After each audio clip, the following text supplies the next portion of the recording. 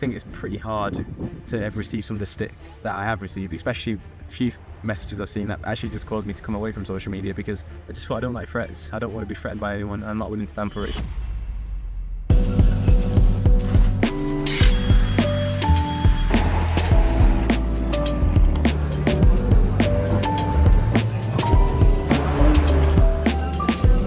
And just like that, we are back in Monaco. I mean, look at even the sidewalks have got tartan track. No, we're back, so we're here for Monaco now. We know what's happened. I haven't made the Olympics, but the show goes on. We still compete. We still have to be the best we can be. And as much as we don't like it, we have to be the ultimate professional. So when things don't go our way, it doesn't mean we can pack it in and stop and walk away. We have to get ready. But look at this. This is actually quite cool. There's like a tartan track trail. Not that you're gonna wear spikes, but it's pretty cool that I've got it. But you know, you have to be the ultimate professional all the time. So we're off to get physio now, and we race tomorrow, and we take it from there. But just gotta keep rolling with it. And holy moly, I've just been sent through the target times, which is 3:27.5 is the target time for tomorrow. I mean, that's quick, man. I may as well just send it and see what happens. I mean, if I'm not going to the Olympics, if I blow up, I blow up. So get on the back of the boys, even though it's been a bit of an unusual week, but a full reset has definitely happened. And now we get back into it again before we go on our next camp in a few days. So 3:27.5 target pace. Godspeed. Okay, so morning shakeout now. I'll show you the room though, because I'll show you how blessed we are to be athletes again. So here we, excuse the mess, typical athletes. However, check this out. This is Monaco.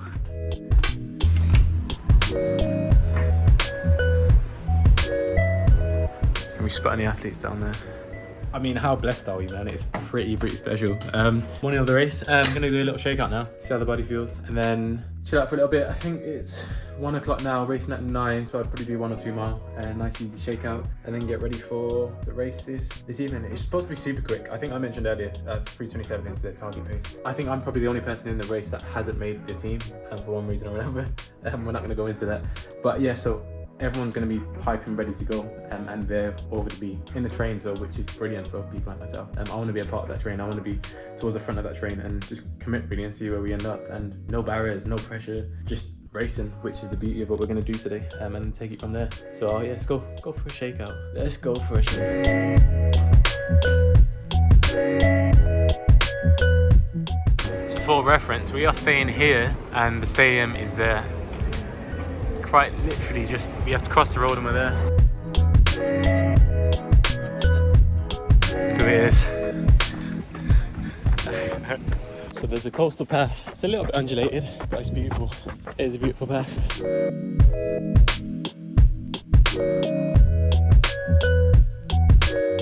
I just stopped for my shakeout because I just wanted to address something, and I think it's really important to say.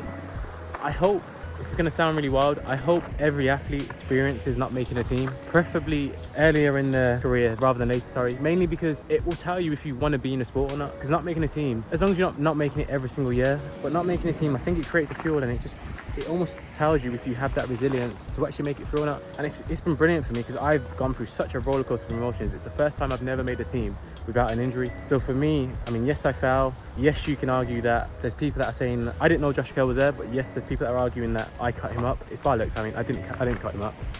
I know that I didn't, because I didn't even know he was there, and it was an inside line. I was still technically name 1. If I'm being honest, if I knew he was there, I probably would have closed the door, because that's what you do in racing. In racing, you close the door if someone tries to sneak on the inside. That's any athlete. And if I'm going to get a few people going at me now for saying this, I don't know a single athlete in the world that would not shut the door on somebody trying to sneak up on the inside. It's not the done thing. When you race, you always go on the outside.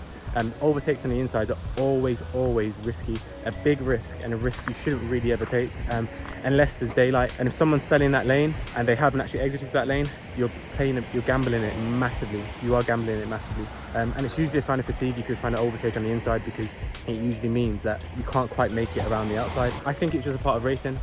And again, you can see just from that what I've just said then, that was a bit of an emotional rant, and there's an argument against exactly what I've just said. So just as an example, not making a team is not a bad thing. It's made me want it so much more, and I'm not a young athlete anymore, so if I'm still getting hungry now at this age, and it can only be a good thing, but I hope the younger ones experience something similar, because then they can just get out and be hungry and use it as fuel for the next phase. And then it just means that you just tick off those 1% when you're not in the winter months, and you're not wanting to get up, you're not wanting to train, you're not wanting to get out in the cold, your trainers are still wet because you haven't dried them the day before, you've got a bad stomach, you don't want want to get out, you're busy, you're tired, it's going to give you that 1% to get you up and do that a little bit more. I'm not saying to kill yourself in training, but just be consistent, and consistency is what's going to kill in terms of kill off your competition.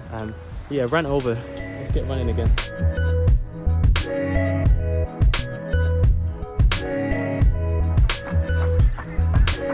Look at this Scottish bloke getting on my plate.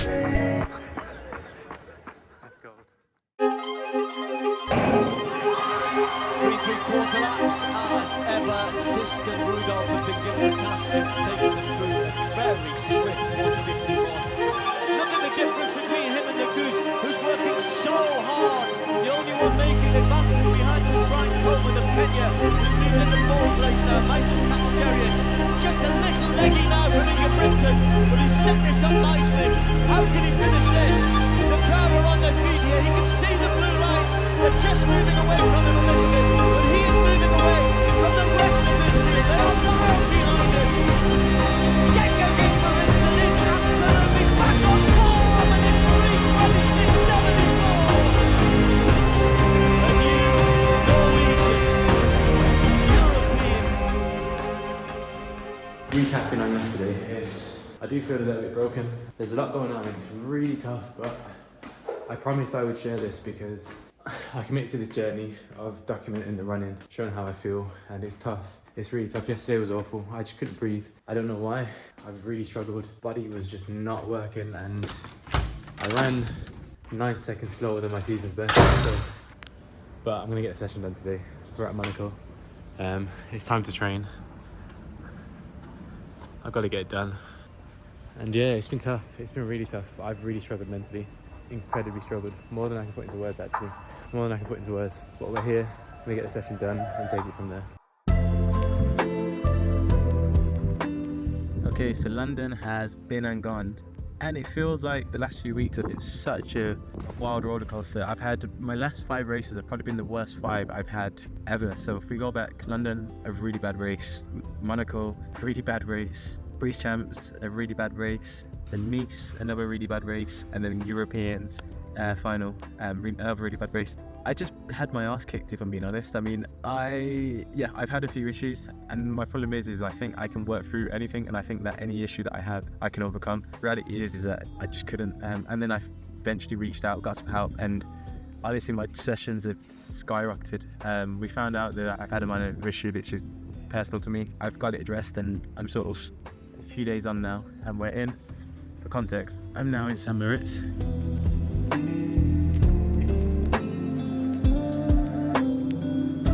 Yeah, I've taken the kids camping. I'll show you. We've just had a major disaster with Sebi's pooed everywhere, so I'm not gonna go in there. But yeah, in summary, we feel that way it is, and sessions have massively improved to the point where, like, I did a 10-mile run the other day, as I said earlier, feeling very comfortable. And then session today, so my first session in St. Moritz today was 4 by a mile and 4 by 200. I'm not coughing up loads of shit anymore. I'm breathing better, body's feeling much more relaxed, and miles today were 4:55, 4:44, 4:46 and 4:38 off a minute. And then I did 4 by 200 in 23:5, 24:0, 23:9 and 23:7, I think, or 8, I don't know.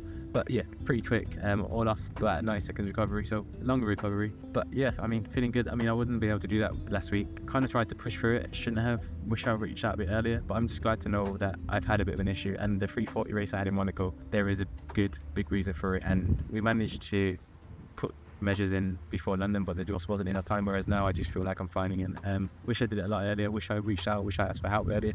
But I mean, it's so smoke and mirrors until I get back out there after the Olympics and I've raced, and I've taken the family out down for a mild spot of camping while I train at the same time, so a bit of family time, take it from there. But I think we're back, really put your mind at in a real frustrating point. But then I know that, I mean, if I was picked, I would have been able to turn it around by now, because one, I wouldn't have ran Monaco and London, so I would have been getting those things investigated straight away, and I'd be in a much better position. So yeah, it is what it is. We move on, and I'll show you next content of what St. Moritz looks like over the coming weeks. Oh, and lastly, I've been getting a lot of stick, and I'm just going to briefly address it. British Champs, I believe it was a racing incident. I know there's a lot of people saying it was my fault. I don't see how it can be my fault if I didn't know Josh was there. I think it's pretty hard to ever receive some of the stick that I have received, especially a few messages I've seen that actually just caused me to come away from social media, because I just thought I don't like threats. I don't want to be threatened by anyone. I'm not willing to stand for it. So, but again, that's part and parcel of it, I guess. And just another thing you have to deal with and just get on with.